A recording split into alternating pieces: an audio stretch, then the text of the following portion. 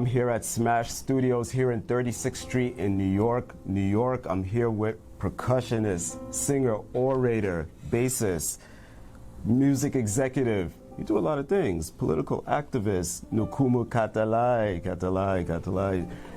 Thank you for having me. Thanks for hosting me here. Yeah. Can you tell the audience, who is Nkumu Katalay? Just for disclaimer, we'll make the N silent. So we'll say Nkumu. Kumu. Yeah, Nkumu Katalay. Nkumu Katalay. Yeah. Katalay. Because the N is silent, but it reacts right somewhere here. Nkumu. Nkumu Katalay. Yeah. Katalay. Thanks for coming. We've been talking about this back and forth for a while. It's a blessing to always have our brothers in media, because music and all these things works hand in hand with marketing and media. Thank you for bringing the voices out to those who can hear it. Nkumu Katalay, born and raised in Kinshasa, the Democratic Republic of Congo, and halfway raised in New York here. I'm an artist, orator, multi-instrumentalist, and a social activist. My mission and my vision highlights the contribution of Congolese culture and world history. So let me ask you, how would you describe your sound? I play the African diaspora music, but in a premise that I call Rumbian funk. It means the rumba within my funk. Like, it's Congolese music in the perspective of the African diaspora. I'm thinking of the black churches, I'm thinking of the Negro spirituals, I'm thinking of Afro-Cuban music, I'm thinking of all these elements that the diaspora has brought out outside, but doing it in Congolese perspective. See, so what was your inspiration to be a performer? Who was an artist? Who was someone that stood out to you that made you want to move in this direction? Well, for me, I was born in a family with traditional healing. So music and all the sound and the dancing was part of the family. But mainly also Kinshasa. I was born in Kinshasa. Kinshasa is a very musical town, city. Everything about Kinshasa moves in the arts, the aesthetic, the culture, and I think it became part of me, That's about it, but you find inspiration. Like, I would say my mom inspired me because I used to watch her dance, traditional dance with her great-grandmother, who was the traditional healer with the Zebola. So I didn't understand what it means. I thought it was something in the family that you have. But you wake up to drums. Yeah. I remember the first sound of the drum. I was trying to mimic what they were singing. It was a song that goes Yabo Koko, Yabo Koko, Tudi Yabo Koko. So she was trying to show me how the drum line is played. And I remember I was in kindergarten going to school because she heard me trying to mimic it. You know what I mean? So I remember that. I remember her being part of it. As a youth, I was 4, 5, But in the family, because my mom is Congolese and my father's from Guinea. But I was born and raised in Congo with the Congolese family and culture. I see, and that's your background with the drums, and obviously I've seen you perform many times, and you're known for your dancing in addition to the drumming. Talk about the percussion and the guitar. Did you teach yourself? Did you take lessons? How did you become so proficient with all these instruments? I think your calling find things for you because it needs messaging, right?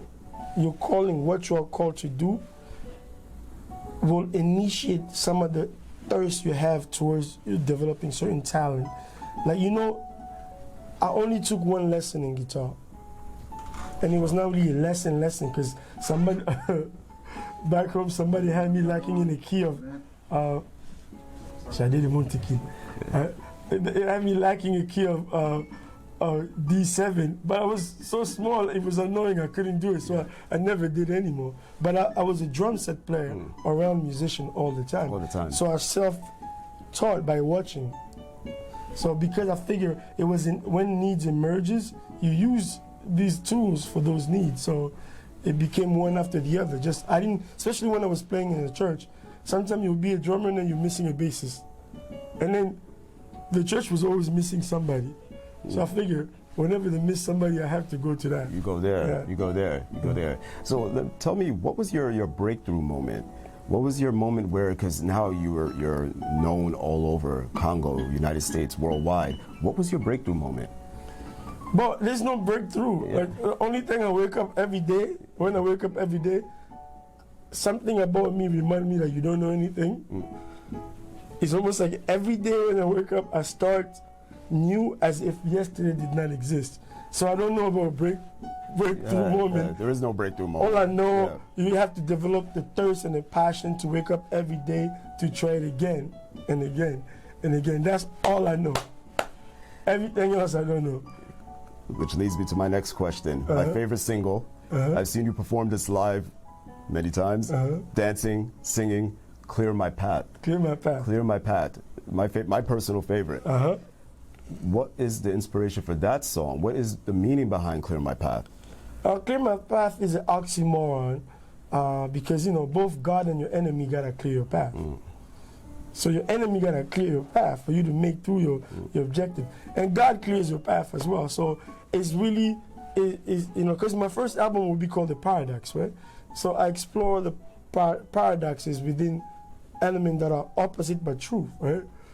God got to clear your path. Satan got to clear your path too. Yeah, yeah. So they're both opposites that are true. So that's how the song was inspired. So, and I'm saying through that, I'm determined to continue to move forward. You know what I mean? And moving forward, clearing your path to this weekend coming up. Talk about the performance coming up on Saturday, October 30th in Harlem. I'm blessed every time I get an occasion to represent who I am and what the culture behind me, and then who we are, because behind me in the band is the African diaspora. It's not just me. So that means if my vision highlights the contribution of Congo, how do I show it? You show it by unifying the African diaspora behind you, whether in the band or people that are coming in. So any occasion such as the October 30th will be live, Shrine NYC, Shrine Harlem, right on 134th and 33rd and 7th Avenue. Shrine is in Harlem, and the event is called Night of Cultural Zest, made in Congo. Because, you know, we will be representing Congolese music, but in the diaspora perspective. Because most of my guys in the band, none of them is from Congo, except me. But that's really what the diaspora is. And on that day, I'm combining also another event that I did back in the early 10s, called Kinshasa in Harlem. Because the idea is that vibrant city of Kinshasa that has influenced Africa in so many ways, through his music, through his culture. I want to be able to take that places. I want to have Kinshasa in Houston. I want to have Kinshasa in Dallas, Kinshasa in Los Angeles, Kinshasa in Benin, Cotonou. Like, you know, like bringing the message, you know, of the exchange, you know, there. So we're starting it here again by combining these three things. Culture, a night of cultural zest, made in Congo, and Kinshasa in Harlem. So October 30th, I'm inviting everyone to come and see Nkumu Katalay and his brothers and sisters on that stage at the Shrine. And the entire band is here. We're going to be doing a rehearsal here. We're going to hang out here. Paul is over here on camera. We're going to be checking out the rehearsal. Yeah. So before we go, I did have something I wanted to ask you. We were talking earlier about being a musician is not just being a musician. It's not just writing and performing. It's also a marketing aspect to it. Can you talk to people about the marketing and the business aspect behind being a musician? So in one word, learn to highlight what is important, right? What is important is always is our community and what we represent in our community. The skill set we build within is not the most important. What is important is your community. And the skill set you possess is to use it there. So whenever you have occasion to represent that community, make sure you highlight it. Along the way, your skill set that you are highlighting will show up, right? Like we're a musician.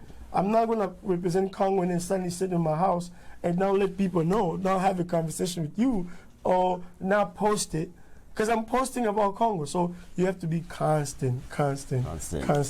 Because, you know, music is one thing. It's almost like I always tell people, you have 10 fingers, right? Talent only counts for 2. Because people make a lot of mistake on that. Your talent only counts for the 2. Right. The other 2 is what I call discipline, you know, your competence. Okay. Like the consistency, the sacrifice you need to make in your craft. 1 is opportunity. You gotta create time, opportunity and time and opportunity. So together it makes 6. But remember, talent is only 2.